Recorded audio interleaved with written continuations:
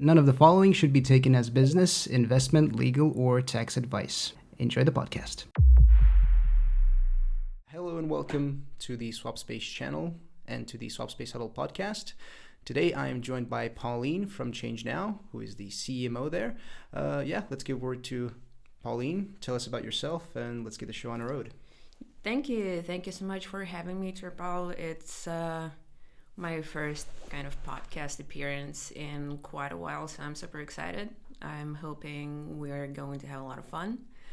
And to tell a little bit more about myself, what should I even tell? I've been in marketing for 13 years. I started pretty early. Wow. When I was still a teenager. Joined the crypto space back in 2018. Very early. Yeah. I was still in grad school and my professor offered me a job and that job ended up being ChangeNOW. Spent 4 years there, then decided to kind of go my own way, do a little bit of my own thing. Did that for 2 years and last fall I came back to ChangeNOW and I've been here ever since. Wow, that's great. I'm very surprised to hear that your professor got you into a crypto job. Yeah, I was still in university, pursuing my master's degree in psycho and social linguistics. Wow. And we were sitting in class. It was summer, it was pretty hot, so we were like having our class outside. And my professor was like, hey, a friend of mine is looking for people to work for an IT startup, and the only requirements back then were like being well spoken, knowing good English, and just not being stupid overall. I already had a bit of a marketing experience, like social media management, community management, so I thought like, hey, this is going to be a pretty good fit. So I came to the office and ChangeNOW CEO was there, and she was like, well, this is a crypto startup. Are you scared of that? And I was like, well, no, it seems like it sounds fun. So she was like, well, yeah, that's great. You're hired. And I joined as like a marketing associate, became chief communications officer a bit like a year later. Became CMO a year after that. And that's basically how my crypto journey started. It's been a lot of fun. And I think that crypto is kind of a little bit of a true calling of mine. Really? Because, I've been on the market for almost 7 years now. It's going to be 7 years in June. I've seen so many things. Lived through at least 3 major bull and bear cycles. And another factor I think here is that I joined the space pretty young. I was 22. I'm 29 now, and I kind of grew up with it both mentally and professionally, so I guess you could say like it's pretty much the only thing that I verifiably can do. Well, I doubt that.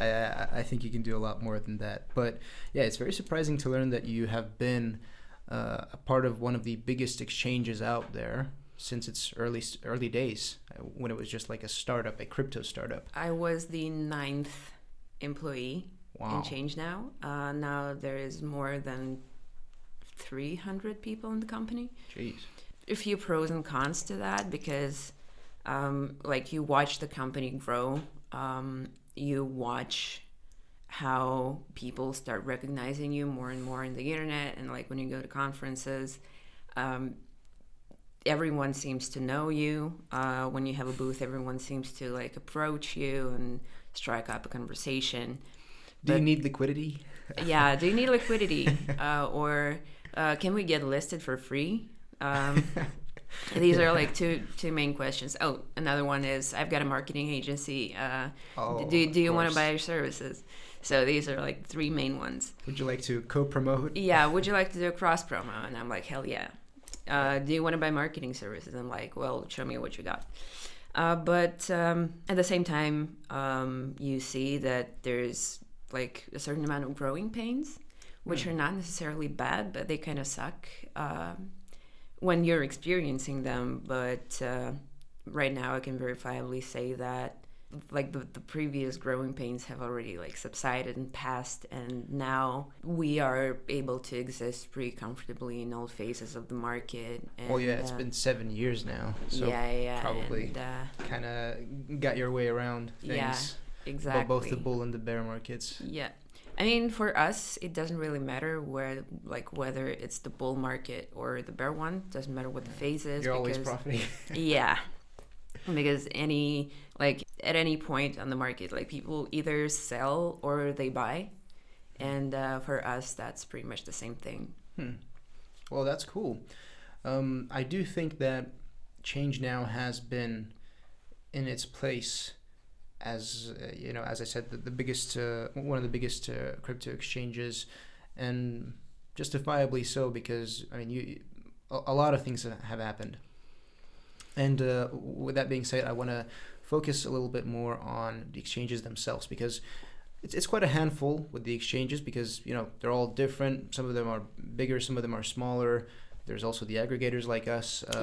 But yeah, we're all striving towards one goal, and that is to give the people the ability to freely exchange their assets, without big commissions and stuff like that, and giving that ability to the world, pushing towards that crypto adoption with the help of these products. But I do wonder how it all started, because back when the Bitcoin white paper was written, everyone considered it somewhat of a mystery or like a fantasy, because no one thought, oh, you can't evade taxes.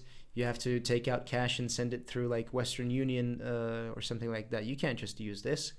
But then everyone started recognizing the idea, just as it happened with the cash transition to traditional financial systems right now, that are the banks and stuff like that. And so I wonder, where do you see crypto right now? So there are three spots. There's cash, there's banking systems, traditional finance, and there's crypto. How do you rank crypto between them? I think that crypto is pretty much like it has always been that Bitcoin was introduced as the electronic cash system, right?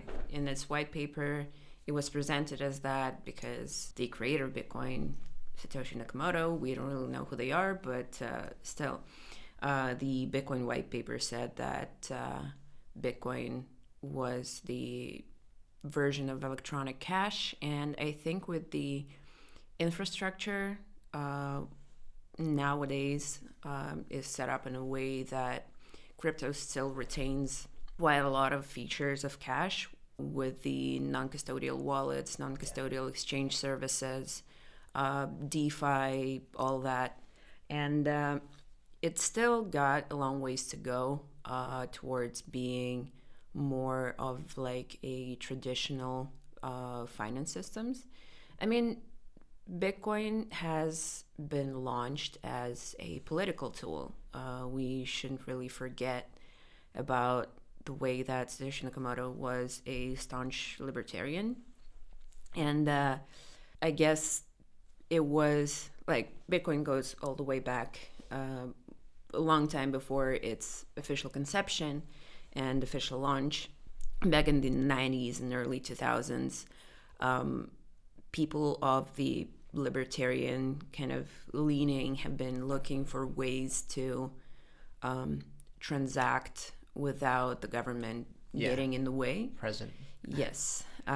Overseeing things. Yeah, exactly. So they wanted to find a way of paying each other without it being way too much of a barter system, which would be wireless, so you could, do transactions on the internet without being tracked by the government. Taxes also kind of played a big role because it was used for tax evasion, especially back then. Not so much right now. It was also used for a lot of other dark stuff. It was used for dark stuff, like Ross Ulbricht was released fairly that's recently. crazy. Yeah, and he was pardoned. Yeah, he was pardoned, but he was detained and he was jailed back in 2014, if I'm not mistaken. Wow. And it was like this big thing. But again, when you're talking about crypto, you kind of have to keep in mind that there is no government to kind of hold your hand when you're doing all your money operations. So you have to be aware that there's a certain amount of bad actors. There will always be, just as with a lot of like decentralized, either like anarchist or libertarian systems. You have to realize that you need to kind of be vigilant. You need to do your own research when it comes to basically anything in crypto, just like with cash. Like if you're carrying cash in your wallet, in your pocket, anyone could come like take it from you. Same goes for crypto. With all sorts of like malicious depends means. how persuasive the people are. Yeah, exactly. And I mean Bitcoin and crypto at large, because talking about Bitcoin in particular was more relevant before the inception of stablecoins, because previously Bitcoin was less of a payment tool and more of a source of value, because the transaction fees were high. The transactions themselves were pretty slow. It was volatile. It still is.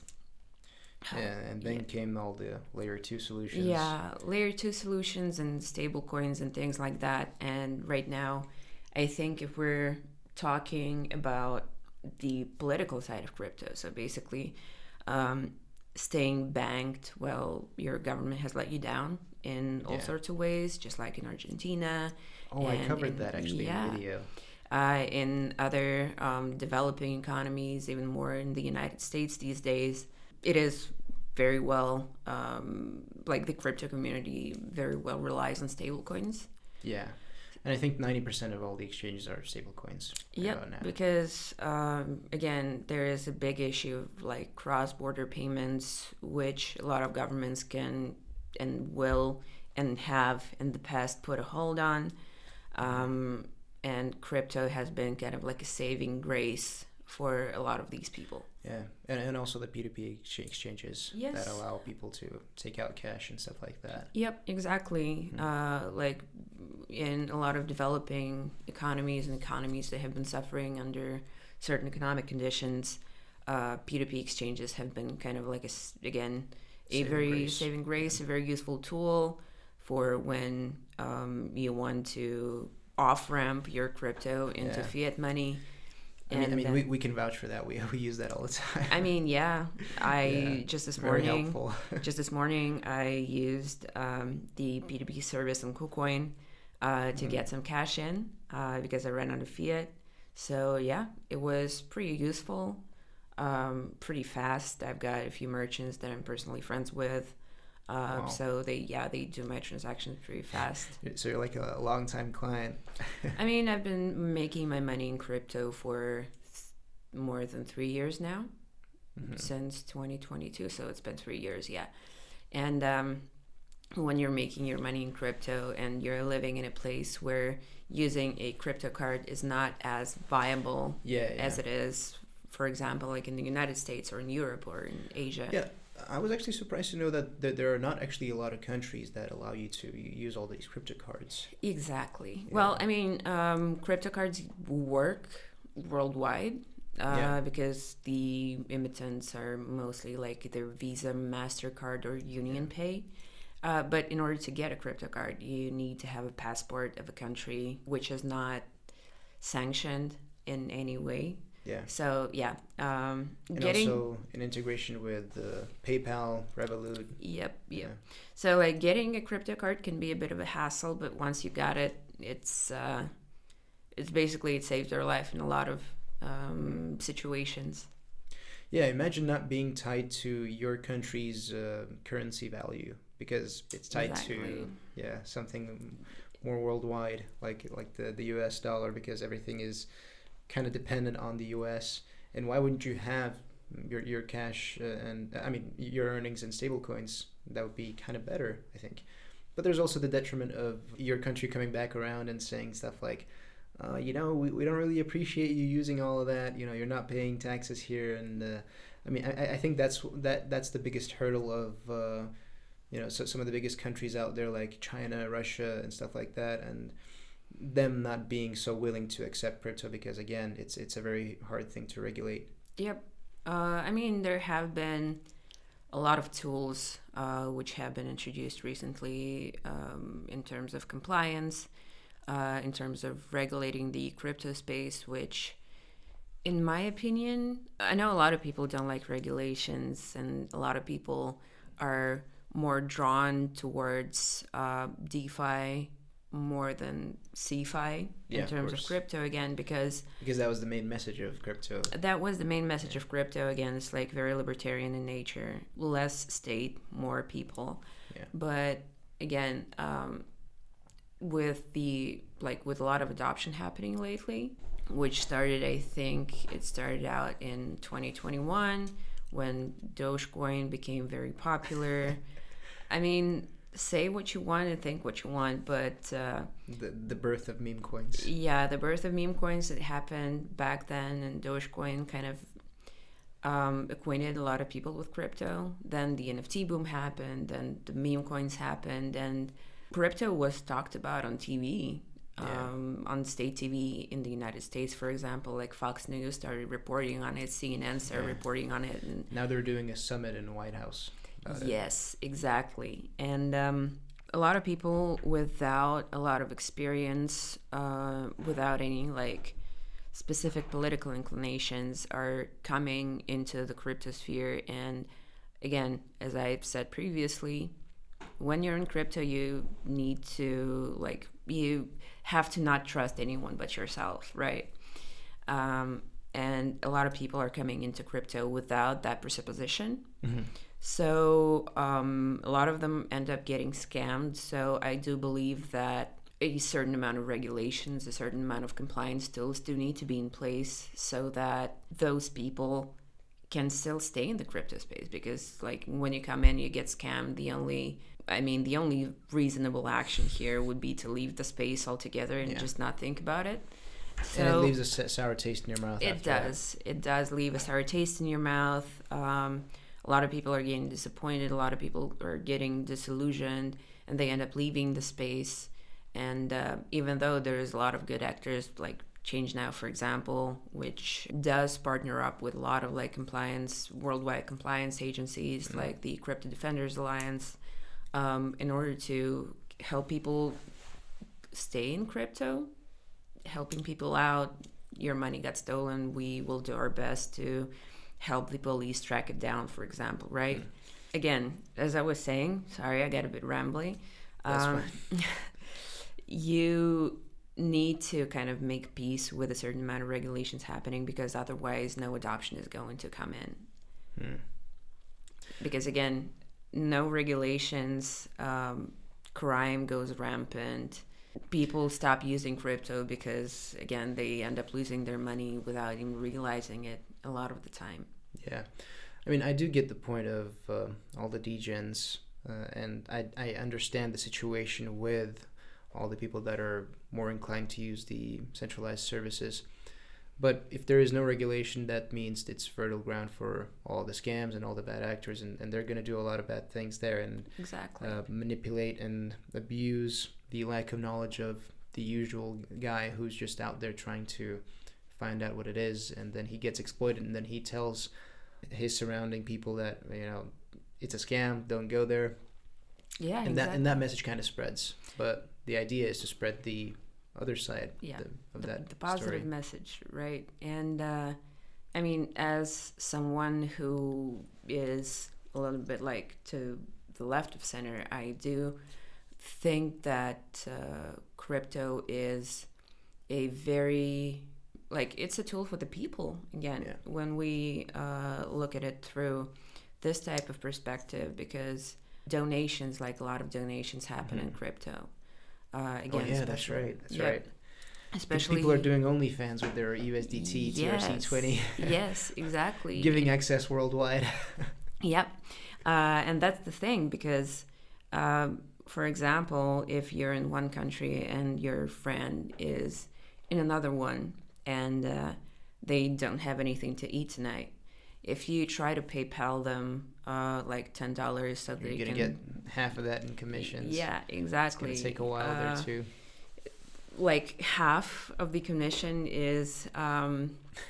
yeah, it's rough. it's rough.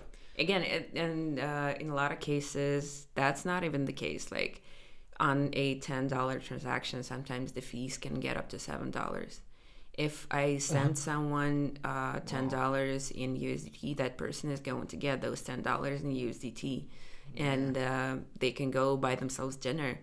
And a lot of political organizations are, which are trying to fight climate change or doing some sort of like grassroots organizing to change the situation that they ended up in. Especially, again, I keep coming back to developing countries.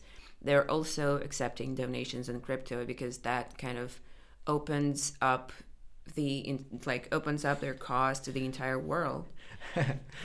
That's very funny because whenever you're inclined to receive money, then crypto is okay. Just give it the money. But if you got to regulate that and tax it, then oh no. Here comes regulations. Here comes taxes. Why are you not paying taxes? Yep, exactly. And that's why crypto has become like a staple again in a lot of grassroots movements. Mm-hmm. Those who are more or less underground for various reasons don't want to get into like the deep of it, right? They are accepting donations in crypto and they're doing it fairly successfully. In this way, it's helped, I think, more people than it ever had the potential to harm.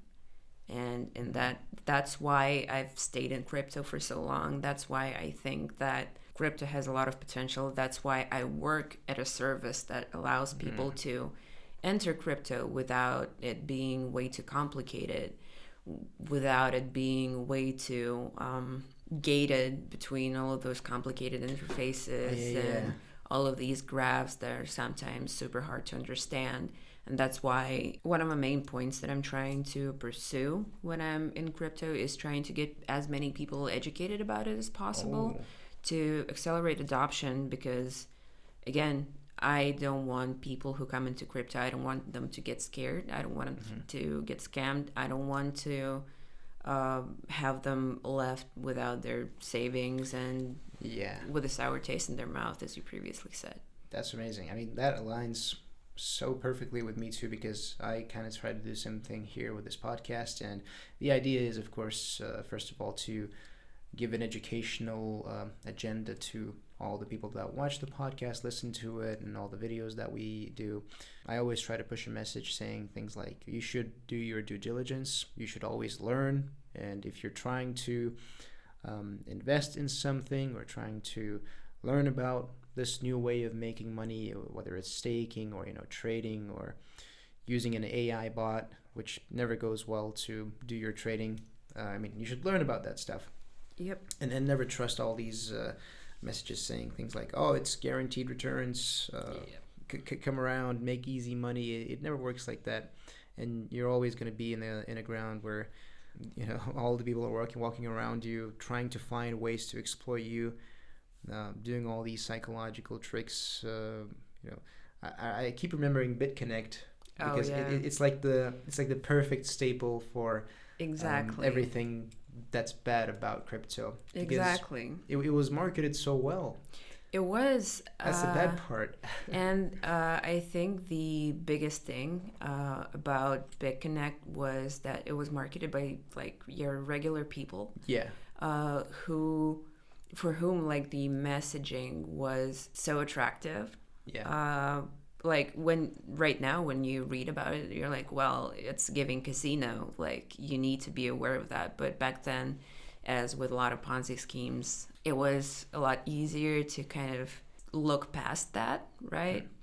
And what is funny to me, that's that like BitConnect was such a glaring example of Ponzi schemes and crypto being bad, like classic bad acting in the cryptosphere, and people keep buying into it every single time.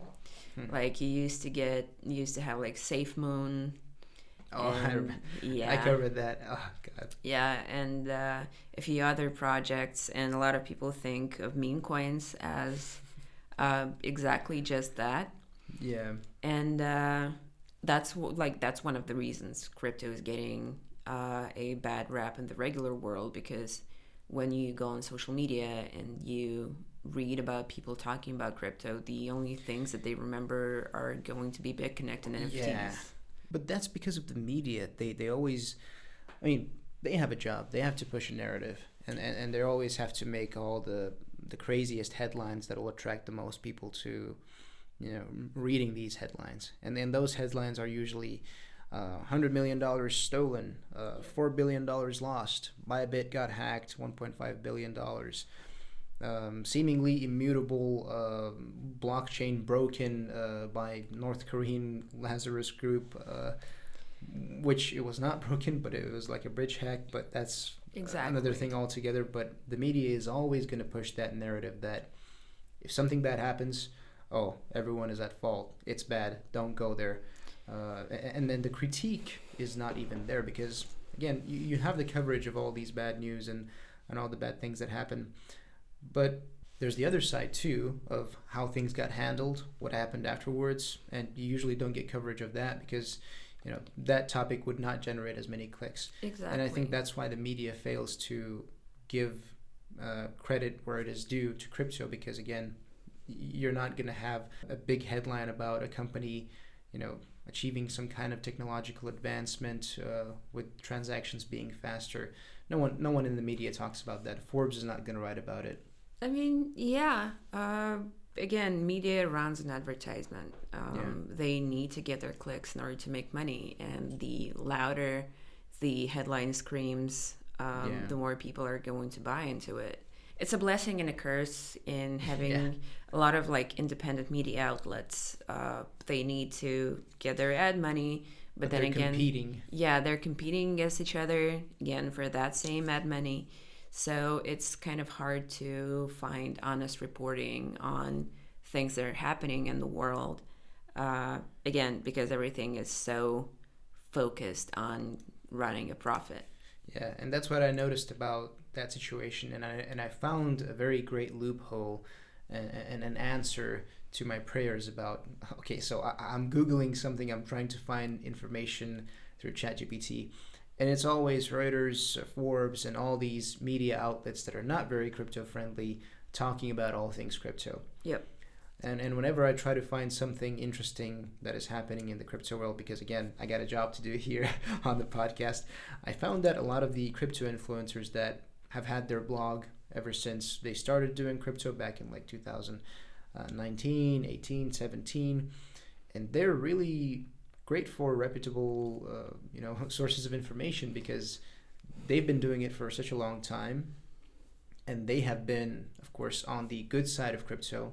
They've managed to gather a following of people that watch all their stories and see how things unfold with their commentary, of course. And I found that to be the best source of news for everything that is crypto related, because again, my stance on this will be pretty perfect and clear, and it's not going to change. The media fails to cover crypto altogether. It's just such a bad practice to leverage this bad side of crypto to push that narrative, and I mean, undeniably so. That's one way to look at things. What I found that works best for me is always look for news sources. So anytime you see a loud screaming headline of something getting banned or someone stealing money or something getting hacked, I always try to track down the source. Because again, the media always wants to twist things. Crypto influencers, sometimes they also they need that ad revenue. Not a lot of people operate in things like Patreon or accepting donations, so they're not interested in, for example, YouTube ad revenue or brand deals or whatnot. So everyone is trying to compete for your attention. So what I found that's worked for me the best so far is tracking down the source. Takes a little bit more time, takes a little bit more effort, but that's the only way I found for myself. Not saying that this is the way to go for everyone, but this is for me. It actually kind of is, because you always have to do your own research, and I think that's the perfect advice for it. I mean, always track the source. Yeah. It works for crypto news. It works for just world news in general because, again, even like more or less reputable media sources like Financial Times or Forbes or Reuters. Financial Times are my favorite. Exactly. They have been in quotations. They have been also known to kind of skew the information in a way that grabs your attention in the best way possible. So again, if you see it like a news piece, always track down the source because that's the only source of truth.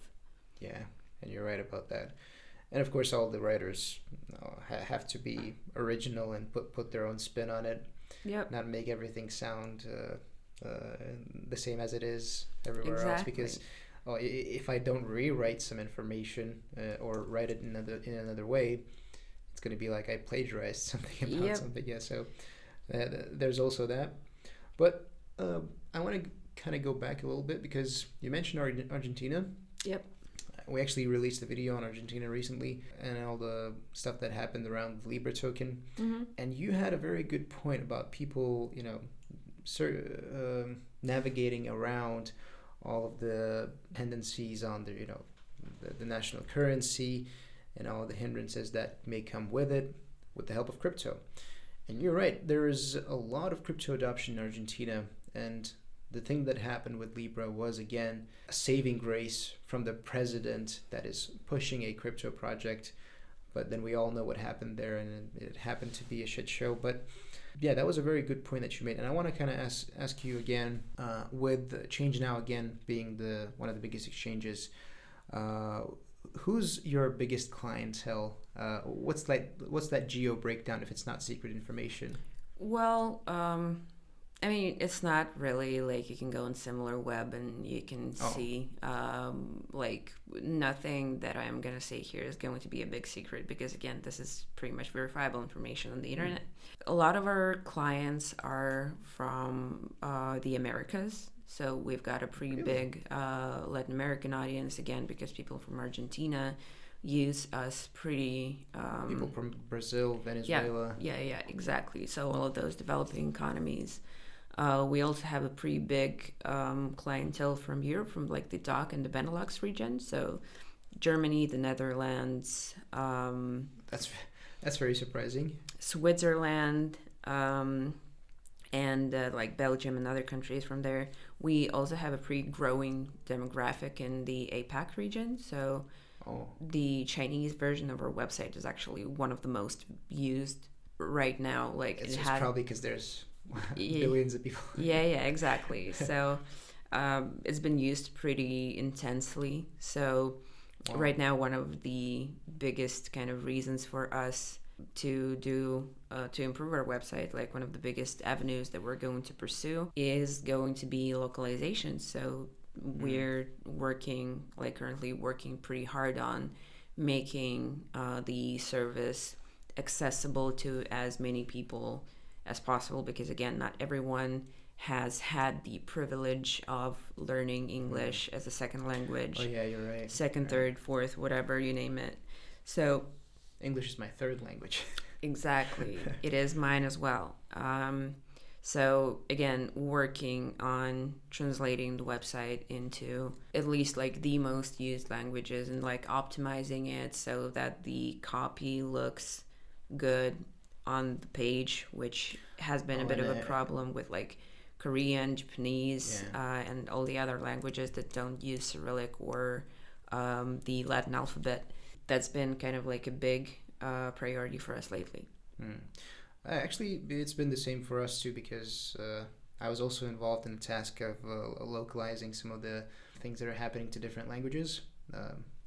And then we noticed one of the biggest problems was, again, doing all the phrases right, because they're all different, and we have to go around and find people that speak that language and that can write and proofread everything, that it sounds more or less not written like by ChatGPT or something like that. But yeah, exactly. I do like that a lot, because again, there's not a lot of initiative for people to learn about crypto if again that crypto space is not willing to speak your language.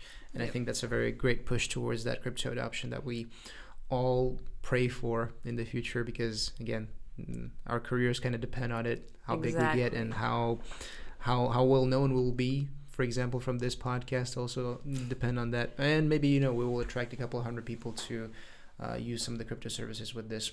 Not financial advice. Remember that. Yeah.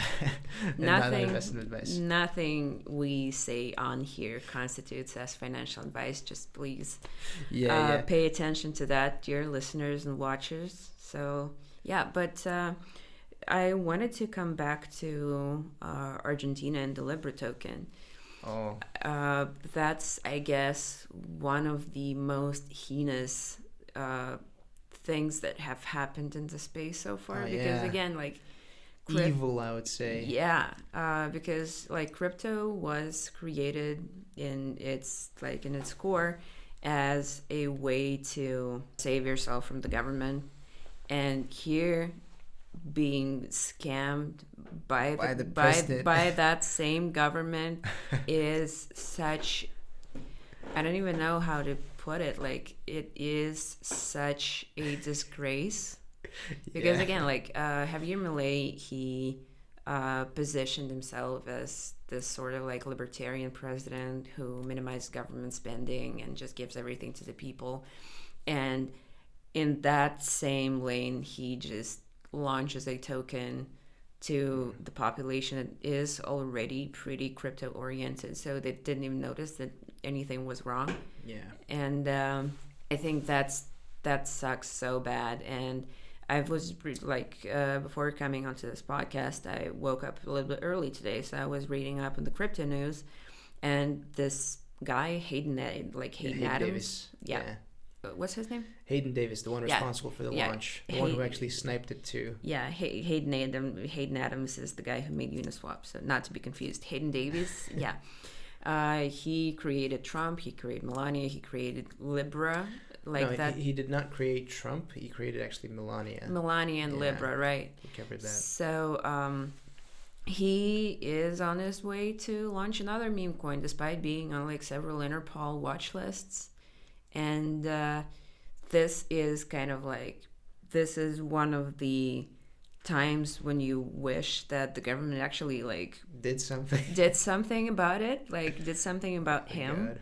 Because again, even though we like in crypto, we try not to rely on the government for a lot of things, like you can't really just go and like kill him or something or beat him up, because that would actually be illegal.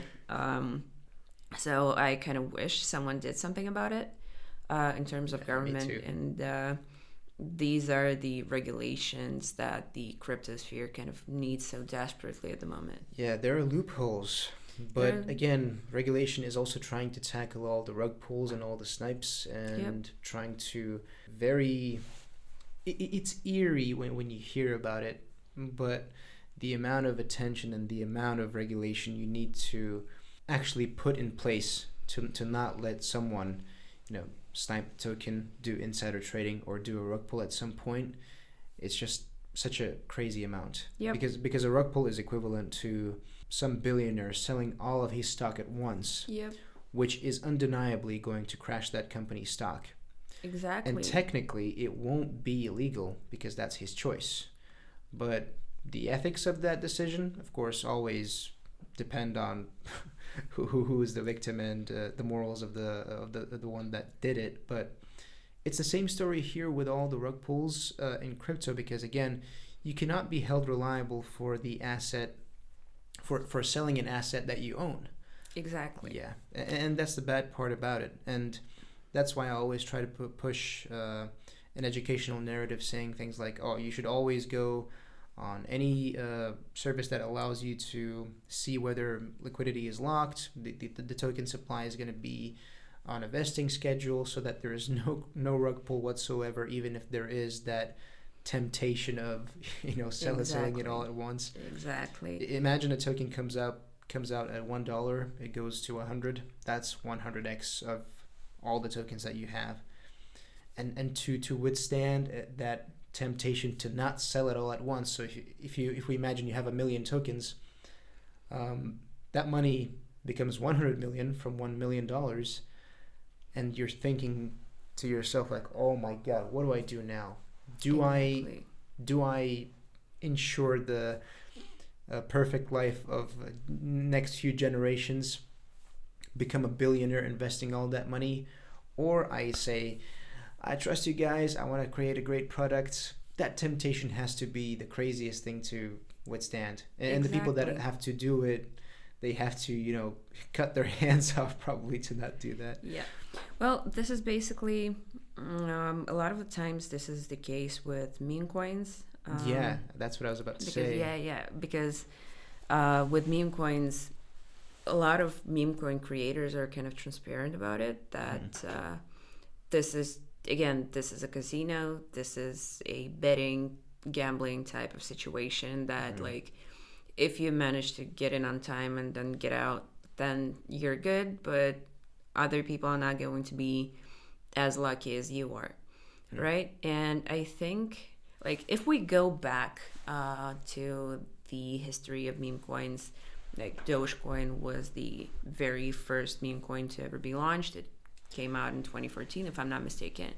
And the main point of Dogecoin being created was to kind of teach people about trading, because it had a very low value.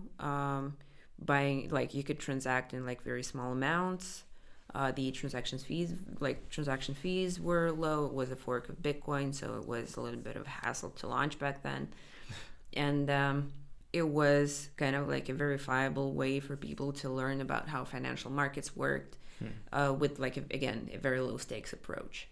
You're and right now, I think there is a little bit of that still left over from the original message of Dogecoin. Because again, meme coins do have like very high emissions, like very high circulating supplies, and they have very low value. So you can buy them with like $2 or $3 and then see what happens. But a lot of meme coin creators have been kind of forgetting about that, in my opinion. And right now, when you buy into a meme coin, you have to keep in mind, like, there's two things that you have to keep in mind. The first thing is you can lose it, like never invest any money that you are not willing to lose, which is, again, something that a lot of people keep forgetting. And then people go and put their life savings into it. Exactly. This is not something that you should do. Always diversify, because you never know what is what is going to perform well and what is not. You can do it all on ChangeNOW, because we have all of the hottest and latest meme coins supported. But great push. I mean, doing my job as a CMO. But that's nice. Then again, something that you have to always keep in mind is that when you win, someone else inevitably loses. Yeah. And that's actually a very great quote that I've heard a lot, and I'm very surprised that you managed to bring it up here. This is I try to remain, like, even though I love crypto, I love the market, I love the thrill it provides, I love the drive. I'm acquainted with both sides of the coin. Like, I consume a lot of content or a lot of like materials that are crypto negative, consume a lot of those that are crypto positive, just to kind of keep net neutral and not, get carried away way too much on the dangers of crypto and the safeties of crypto, like the blessings and the curses and all it all, right? And the thing that has been prevalent in the crypto space a lot of the time, especially it has been relevant when it comes to meme coins lately, that when you buy, someone else is selling, and when you sell, someone else is buying. And when you buy at a profit, like when you buy low and sell high, the person who sold you that crypto is losing or winning. We don't really know about that, but the person that is buying that crypto from you is most likely, almost inevitably going to lose. And this is not a good or a bad thing. Again, we're kind of like trying to assume that everyone has done their due diligence and stuff like that, but this is just something that you need to kind of make peace with I agree. I agree completely because, again, yeah, you don't have winners without losers, and I think that perfectly encapsulates it. But yeah, if we are going to talk about that side of things in crypto, because again, you realize that you need to know more than the other guy Yep. to win in that situation.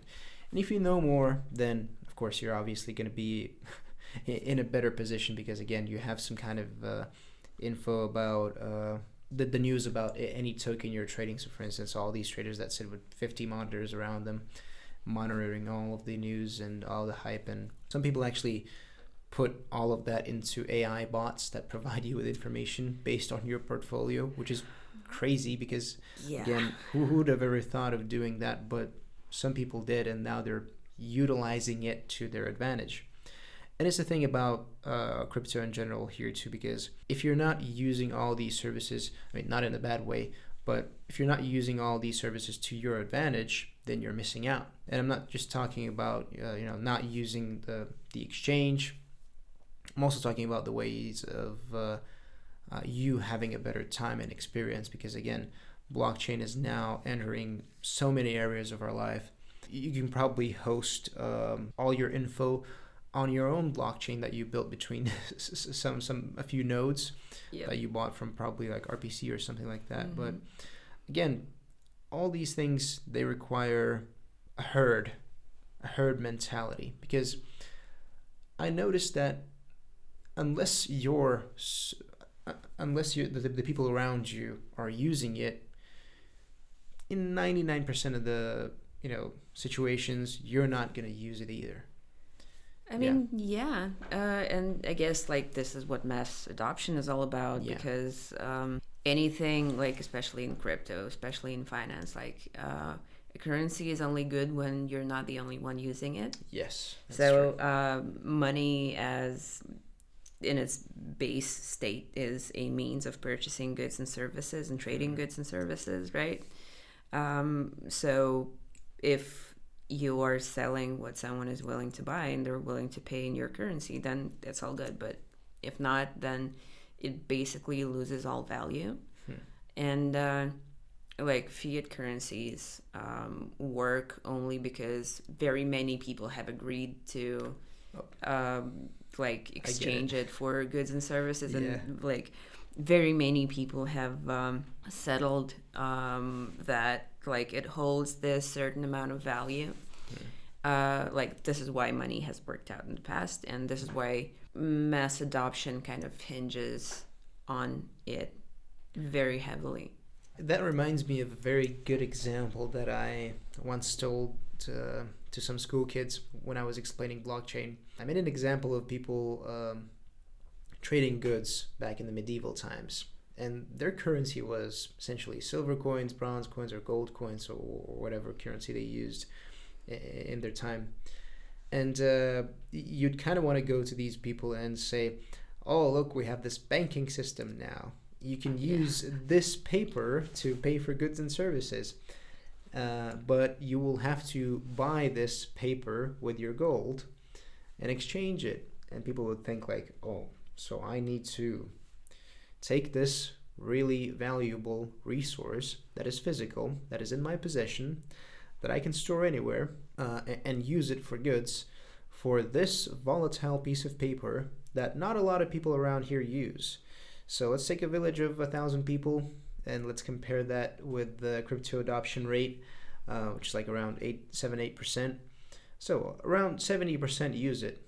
Why would I take that from you and have access to only 7 or 8% of the people that live in this village? And it's the same story here too, because again, people are very confident with their cash. Of course, not a lot of people know what inflation is, and the fact that their money that's sitting in a safe somewhere is essentially losing value with every year. But that's up to them, of course. They're in the same position there too, again, because you would think that, oh, I have my cash here, I can do whatever I want with it. I can use all the services around me. If I go to McDonald's and I try to use my Bitcoin card or crypto card, will they allow me to pay with it?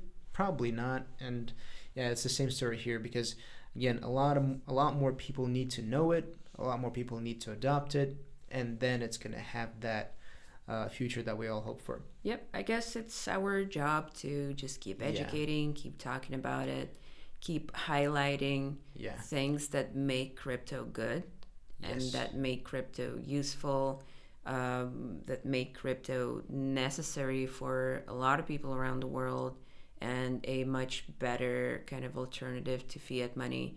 Because again, who else is gonna do it? Yeah, you will hear it all here on this podcast. But with that being said, I think a change of topic is due because we've talked a lot about crypto adoption, and we kind of got carried away. Yeah. Well, we didn't get carried away because, again, this is the main message of the podcast, and that people need to learn more and that people need to hear more. And we're kind of doing the job here of, voicing these opinions, not necessarily trying to push a narrative on someone. And I think all the people that watch this podcast are going to make a very well-informed decision themselves based on what we said. No agenda here. Yeah, not at all. Just opinions. I want to talk about my favorite topics.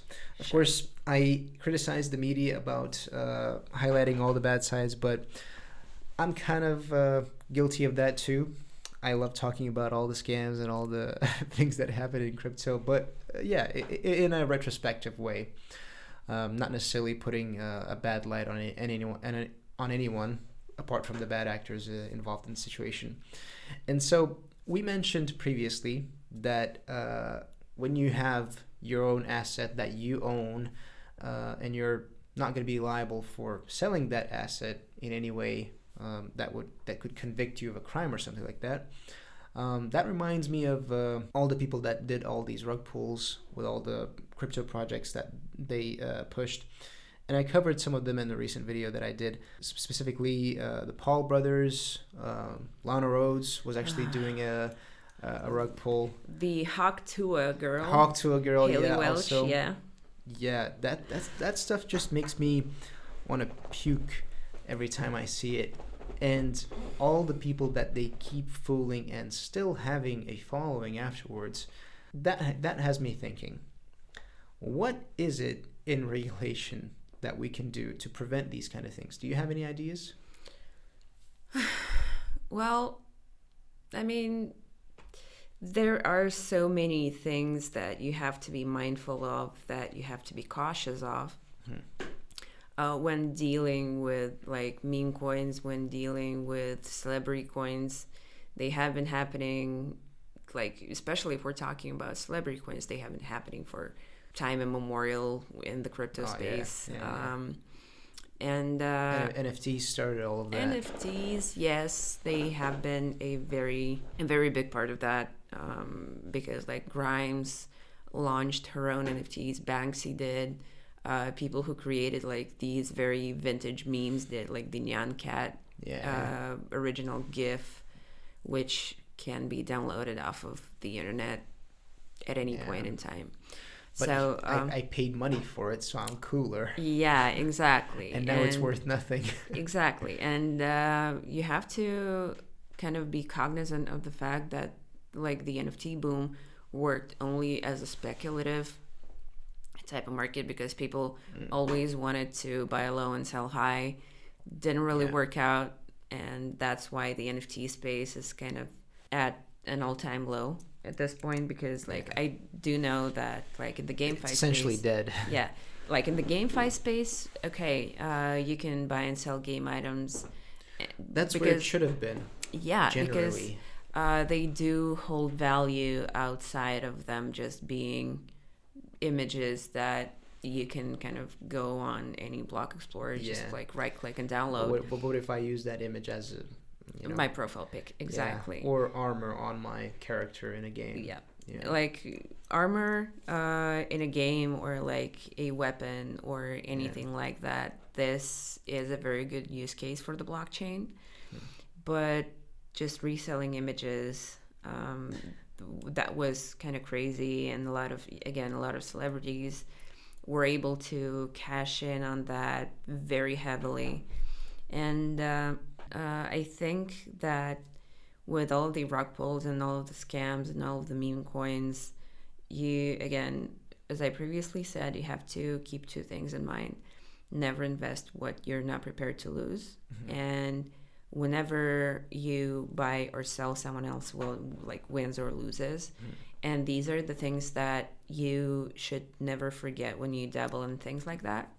And again, like if you are prepared to gamble, because of all these things are essentially gambling, all these things are essentially casinos, never forget the number of your local suicide hotline, because these things can be very detrimental on your mental health. Oh yeah, you should never forget that. Yeah, because losing all your assets that you've been saving up for, probably the longest time. Like people save for 5 years, for 10 years, and then to see that all wash away, God, that must be a very tough hit. Yeah, that is devastating for a lot of people. It is. That's why I'm never gonna do it. I mean, I probably know a lot about crypto, and I've done my research on a lot of things, which got me thinking I should never invest in anything, because I mean, that's just me. If I got an adrenaline spike on the hook of doing a 50x on some kind of trade, I'm gonna be there forever, because I'm very prone to gambling addiction. That's why I don't do it. I did a lot of that with games. I hate gacha mechanisms, but oh yeah, right, gacha fucking sucks. I used to play a lot of gacha back in the day. I don't do that anymore because and it's not a bad thing, because I didn't lose a lot of money there. I have a Dota inventory of around like $500. It's like a game I play, but anytime some kind of item comes up in that game, and you play a specific character, and a set for that character, like a costume for that character, is among 15 other characters, and there's 15 total sets in there. To guarantee getting that one set that you want, you have to buy 15 of those, or you can be lucky and buy one of those, and that's a very bad mechanic that I hate with everything that I hold dear. But you're right about one thing. Blockchain changes that, and when you're actually able to have full ownership of the asset that you buy in a game, I think that's a better case. And China has actually done a lot of great strides in that too, because you are not allowed to do any gacha in China. I mean, you're not allowed to sell a loot box without any guaranteed prize. And anything that has a chance-based mechanism there, it's going to be deleted. They're not going to allow you to do that. Yeah, exactly. And we've seen that a lot with Chinese games from the company Userbase, which are like Genshin Impact, Honkai Rail, Honkai Star Rail, I'm sorry, and things like that.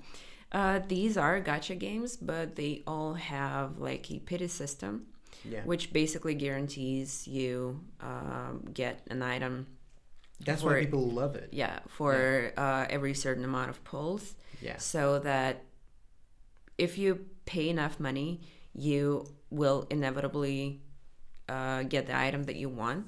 And the only thing they had to do was to write it down. Yeah. So not a lot of changes, but that gives people the security that, okay, they will get it. Yeah, which kind of like sweetens the overall pill of gacha games. Yeah, it's a double-edged sword, because it makes it kind of worse, but also kind of better. Kind of better, yeah. And what I wanted to say in terms of like buying crypto and holding crypto and it all being like a very big gamble, I mean, you can't really overlook the projects that are actually doing good in the space, like utility tokens and utility coins. I know that like a lot of friends I know, they hold Cardano bags, they hold Solana bags. Oh God, Solana is taking a hit. Solana is taking a hit because, again, it got kind of compromised with the meme coin craze going around it. Libra was on Solana. Yeah, Libra was on Solana. Trump token was also on Solana. Yes, and Base, like the base blockchain also kind of went that same way, because for them, at least from like my observations, I'm not like trying to accuse anyone of anything, not trying to name any names, but when Good disclaimer. Yes. When Base tried to gain popularity with meme coins, which is what was popular at that time, like I think it was summer last year, like spring, summer last year, they tried doing meme coins, and there have been several pretty successful projects like Bread, for example. But they kind of lost their way in terms of like, bringing any real value to the space. Like, for example, like Cardano or Avalanche is doing. It's like consuming fast food. Yeah, exactly. Yeah, very tasty, but detrimental in the long run. Yes, it makes you fat, or it makes you have stomach problems or whatever. Yeah. But again, if you do your baseline research, which doesn't necessarily constitute like looking through AI bots, trying to find a meme coin to snipe, you will find that a lot of blockchains are actually useful for all of these ways that crypto has been useful, all of these ways that I have been talking about previously.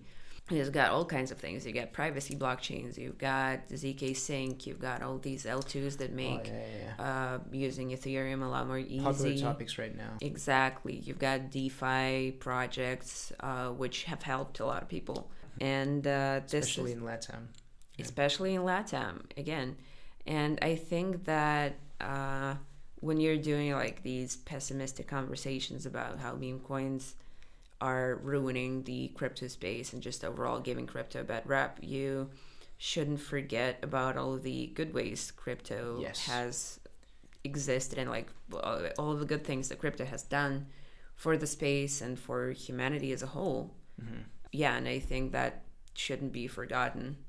Yeah, and I want to support your message with saying that all of this is still very young. Like in terms of all of the technological advancements since the 20th century, the biggest push was on, of course, the arms war and the arms race. The arms race was essentially the reason why medicine and everything else got so far ahead. But we don't have that here, and crypto has not existed for 50 years, for 100 years, just like exactly. A jet engine has existed for so long, and it got to the point where planes are able to fly at supersonic speeds exceeding that and then flying to space. And I think we're seeing that sort of development here too, but this jet engine of crypto is still very young. It's like one of those planes back in 1950, very old. Back in 1920. Oh, maybe yeah. It's still a propeller engine. It's not a jet engine yet. Yep. Yeah, and when we get to that point of crypto being a jet engine, we're gonna probably see a lot more adoption, and it's all gonna equalize in a way, because everything that we have mentioned here, with all the scams, with all the good things and the bad things, they have always been in TradFi too. Traditional financial systems have always been messed up. Yeah, and they have always been the cornerstone of every single type of scam that we see in crypto here. The traditional financial systems were there to give it birth. Yep. Yeah, but for some reason, the system is getting the blame instead of the bad actors. I think, sorry for interrupting you, but fine. I think that one of the reasons that scams in crypto have been getting such a bad rep, and people tend to overlook TradFi scams in lieu of the crypto ones, is that in crypto it's a lot easier. It's a lot easier. Decentralized nature. Yeah, because crypto is decentralized. It's both a blessing and a curse, because these days launching a scam coin is super easy. Like you go on to QuantKit did it. Yeah. $60,000. Exactly. You go like Easy. On a token printer or like a smart contract replicator. You copy one of the dozens, like one of the hundreds smart contracts in existence. They're like, I think they even make templates for them these days. I actually did that just to test it with ChatGPT, and it gave me all the information. Yep, exactly. Don't use it though. Don't do that. Not giving any investment or financial advice over here, but again, it's super easy to do that. Even like 14-year-old kids have been seen doing it these days because they don't have to do KYC in order to do that. So I mean, the way it's been super easy to deceive people in crypto, that's kind of what's given it a pretty bad rep recently. Yeah. And same goes with AI. People kind of tend to hate things that take way less time and effort than they used to, right? Oh yeah, our brains have become mushed with all the information and all the content that we consume. Because a lot of it is slop. Yeah, I mean, I've seen there's this video on TikTok of like America's Got Talent type setting where all these judges are sitting, and then there's like this woman with her kid. And it's an AI video. It got like 60 million views. And people are thinking like, oh, wow, it's real. Meanwhile, it's made by AI, by some guy who's actually doing it. But you know what I hate most about all the AI stuff is the fact that people are just so lazy. Yes, exactly. Filming yourself in front of a camera is a thing of the past. You put that into...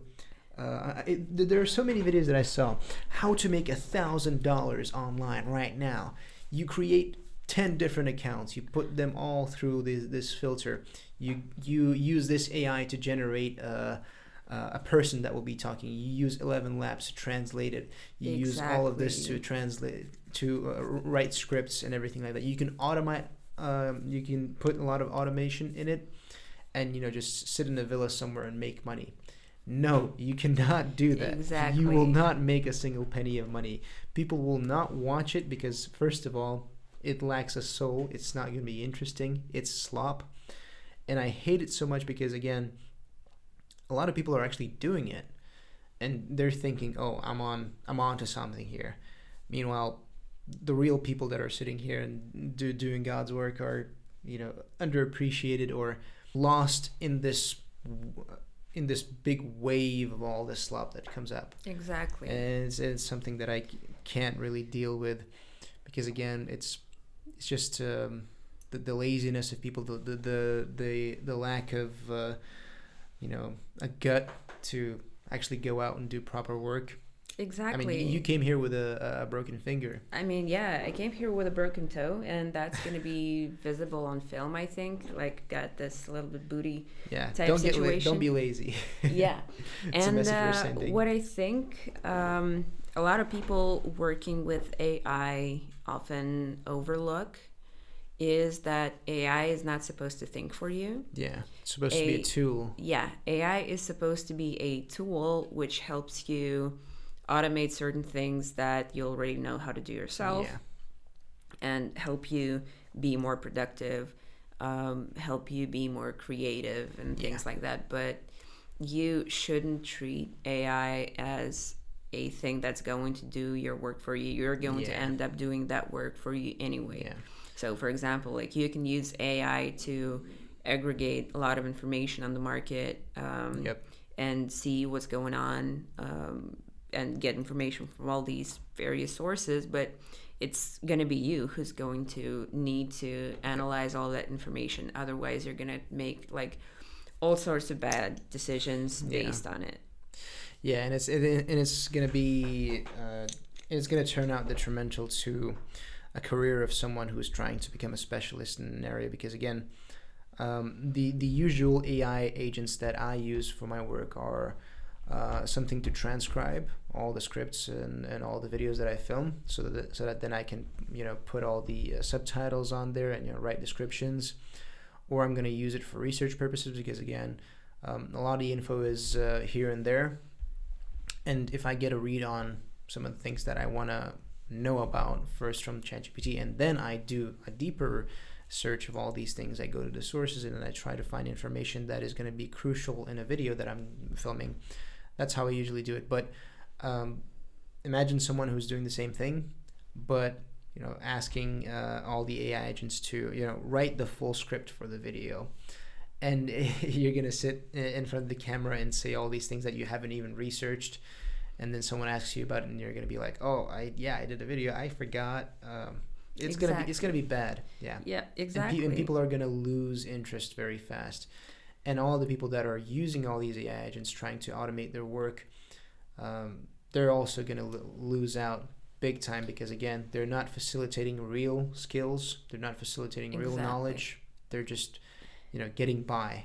And that's what I think is going to happen pretty soon. Like, human labor is going to go up in value again, because people are going to be willing to pay more for something for real skills. For real skills, for something that an actual human either researched out, wrote, drew, made with their hands, designed, things like that. Because art is never going to be replicated. Art is never going to be replicated. And like, when you're talking about real art that people come up with because like it's a reflection of their own emotions, of their own surroundings and things like that, you're right, that is going to be multiple times more valuable pretty soon.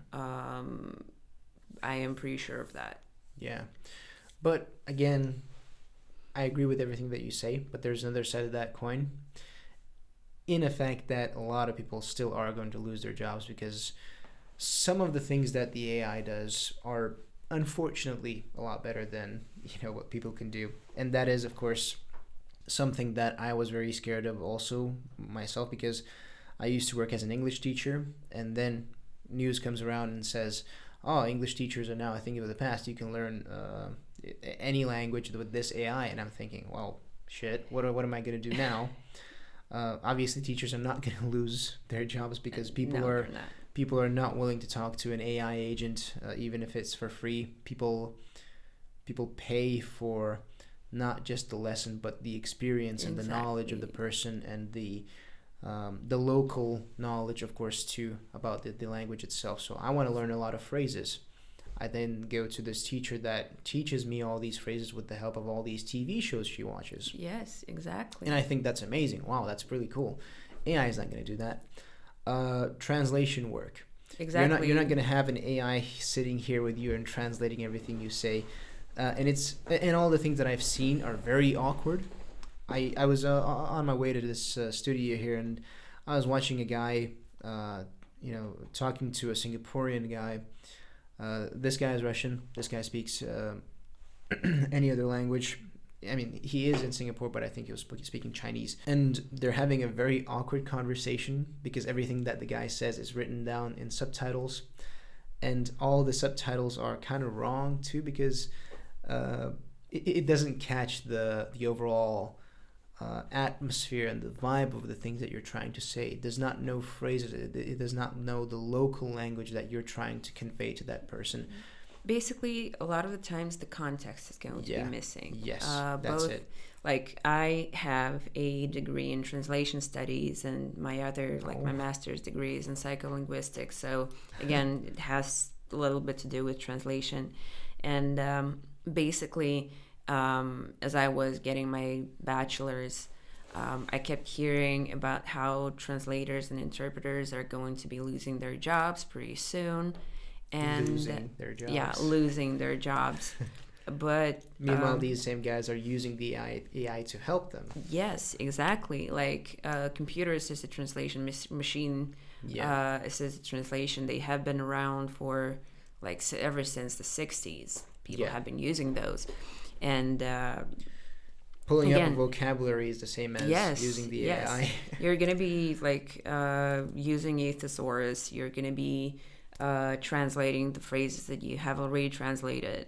Maybe if you have Slop in one language, you're going to use an AI translator to translate that into another type of Slop, right? But when you're talking about literature, when you're talking about film, when you're talking about poetry, when you're talking about all of the art, when you're talking about video games even, right? AI is not going to be able to replicate real human experiences and the imprint that the translator often leaves when translating a piece of art. Like all of these people who have translated Shakespeare. All of these people who have translated like ancient Greek poetry. It's usually direct translations. Yes. And like if you're trying to translate ancient Greek or Latin into English or any other language, you are not going to be able to get a lot of meaning in like a direct verbatim translation. And that's very correct. Exactly. And I wrote my master's degrees on this topic, actually. Well, then how things were localized from different languages to English and from English to other languages. Yes, exactly. And like the context is going to be present. The translator's personality is going to be present. And a lot of people, there's been a big debacle about translating, I think, Sappho, or no, the Iliad. There were 3 translators who have translated the Iliad in the past. I think it was the Iliad. Yeah, I think it was the Iliad. What's the Iliad? Homer. Oh, okay. Old folklore. Yeah. Well, basically, one translation was like very wordy. It was very like had a lot of frills and was like very intellectual, sort of like it was very intellectually written. The other translation was very how would I put it? It was made with fewer words. Congested. Yeah, it was more concise, I think I would use the word. Concise. Yeah, it was more concise, it was briefer, it was closer to the original, and the other, like the third thing was like kind of the middle ground between the other two. And there's been like an entire debacle on the internet between which one was worse and which one was better. And comparing translations. Yeah, exactly. Comparing translations. And I think that the correct answer here would have been like each and every of these translations has its own merits and has its own meaning. And it kind of would benefit you more if you kind of got acquainted with all of these 3 because again, all of these translations were made in different time periods. One was older, one was newer, the other one was pretty much recent, and one was made in a library with a lot of vocabulary. The other was made with AI. Exactly. The choice is obvious there. Yep. And it's kind of inevitable that you are going to I mean, you can't learn history without, again, getting yourself acquainted with all of these versions of this literary work, because, again, all of them were made in a context. Yeah. And usually the winners write the history, too. Yeah, so that's also a thing to consider. Exactly. But, yeah, you're very right in your in the things that you say, because, again, to spin a narrative, to circumvent all of the lies that are being written, or to even have a decent time trying to find truth news-wise or history-wise, that's a task in itself and altogether. But again, when we're talking about literature and we're talking about the work that is written down in the book and all the translations of it, I seem to notice that with the emergence of AI, it got kind of worse, because you have all these cool tools that you use. Okay, that's fine, but again, it lacks a soul, it lacks meaning, and it lacks a conventional approach that will be more human, because AI is not human, and AI is a watered down version of all the info it has been fed. And when we're talking about translations and essentially writing something new about everything, I noticed there's a very interesting thing that pops up always when you're trying to write something with AI, and I noticed this in a lot of articles. And this one saying, whether you're a newbie or a seasoned person in crypto, you're going to enjoy this. And I see it everywhere. And that's AI Slop that is being written. And there are a lot of these examples out there too. Crypto copywriters have been saying that in a lot of articles ever since crypto got more or less popular. So everyone kept saying, like, whether you're a newbie or a seasoned crypto enthusiast, it's everywhere. And that it's just one example. And AI picked that up. So now it's kind of like one of the things that you tend to look at first and foremost when you're trying to tell whether this or that copy has been written by an AI. Mm-hmm. This is one of the things that you need to look at. Yeah, you instantly notice it. And yeah, it's always a watered down version, because I noticed that in some of the social media posts that I see for some of the channels that I follow, they sometimes tend to get lazy too, and they always have this same pattern that you can see when there is a hook for the post, like what's going to happen at Crypto Summit or something like that. And then there's a question along the likes of, what do you think will happen with this? Write it down in the comments. And that's like the more watered down version of everything that we have talked about. But yeah, that was actually a great discussion that we've had about the AI too, because we don't mention a lot of AI on this podcast, but I think we've done a lot of good job here today, because I think we kind of opened the eyes of people on it, and alleviate that fear, and saying stuff like that. It's not that serious. You can use it as a tool, but it's never going to replace you, and you as a person are the better version of that AI. Exactly. And this is why none of my social media managers and copywriters are allowed to use AI on the job. You're very strict. Yes, like they can use it for research. They can use it to like gather information on the market. That's all good, but none of the copy that we produce is generated by AI. Mm-hmm. How do you check that? Well, you have like a team, a person that edits all the content. Approves? Yes, I've got content managers who do have a certain set of tools that kind of detects AI copy, because it's not only is it bad for people, it's also bad for Google, because it cannibalizes everything. And it kills your originality too. It kills your originality, and also like it deprecates your search results. Yeah. Which is, I guess, in terms of business, SEO gets messed up. Yeah, your SEO gets messed up, and everyone else is using this. Yep. And in terms of social media copy, I proofread still almost every tweet that gets put out, because again, I think that first of all, it adds a personal touch to all the content that we produce, and second of all, I need to make sure that the content that we put out is good. As the CMO of Yes, exactly. And as CMO, I'm like very peculiar about the image of the company that exists.